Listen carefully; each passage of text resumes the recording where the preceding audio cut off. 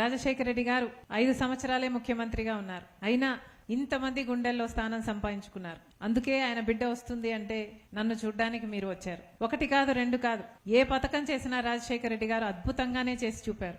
ఉచిత విద్యుత్తో మొదలు పెట్టారు రాజశేఖర రెడ్డి గారు. ఆ తర్వాత రుణమాఫీ చేశాడు. రైతులకు ఏ విషయంలోనైనా అండగా నిలబడ్డాడు. మద్దతు ధర అయితేనేమి, విత్తనాల ధరలు తగ్గించడం అయితేనేమి, పంటకు గిట్టుబాటు ధర ఇవ్వడం అయితేనేమి, సబ్సిడీలు అయితేనేమి, లేకపోతే రుణాలు అయితేనేమి, లేకపోతే బీమా అయితేనేమి, ఇలా 1 కాదు 2 కాదు, రైతునైతే నెత్తిన పెట్టుకున్నాడు రాజశేఖర రెడ్డి గారు.